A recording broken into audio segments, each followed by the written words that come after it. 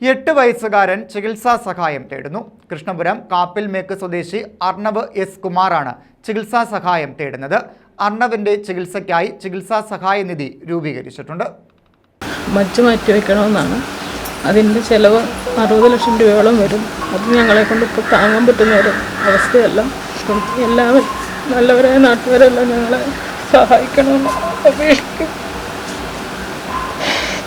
കായംകുളം കൃഷ്ണപുരം ഗ്രാമപഞ്ചായത്ത് 17-ാം വാർഡിലെ കാപ്പിൽമേക്ക മോന്റെ വീട്ടിൽ സനോജ് കുമാർ അജ്മോൾ ദമ്പതികളുടെ 8 വയസ്സുള്ള മകൻ അർണവ് എസ് കുമാറിനാണ് ചികിത്സയ്ക്കായി നാട് ഒരുമിക്കുന്നത്.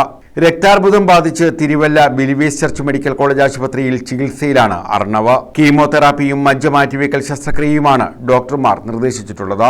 ഇതിനായി 60 ലക്ഷം രൂപയോളം ചെലവ് വരും.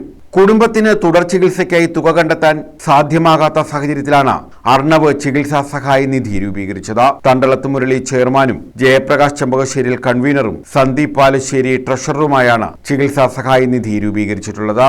കാനറ ബാങ്കിൽ അക്കൗണ്ട് ആരംഭിച്ചാണ് ചികിത്സാ സഹായത്തിന് തുടക്കം കുറിച്ചത്.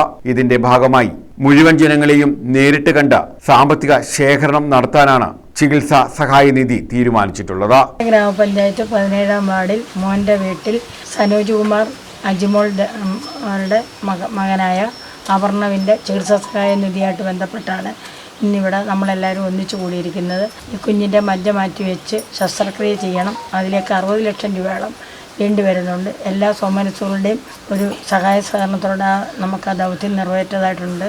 നമ്മുടെ എല്ലാവരുടെയും സഹായ സഹകരണങ്ങൾ വേണം. അതിനുവേണ്ടി ഞങ്ങൾ നാളെ തന്നെ നമ്മുടെ വാർഡുകളിൽ ഇതിൻ്റെ ഒരു ചികിത്സാ സഹായവുമായിട്ട് ബന്ധപ്പെട്ട് വാർഡുകളിൽ ഇറങ്ങുന്നുണ്ട് പിരിവിനായിട്ട്. 8 വയസ്സ് മാത്രമാണ് പ്രായമുള്ളത്. നേരത്തെ 5 വയസ്സായപ്പോൾ ഇതിനിങ്ങനൊരു അസുഖം ബാധിച്ചിരുന്നു.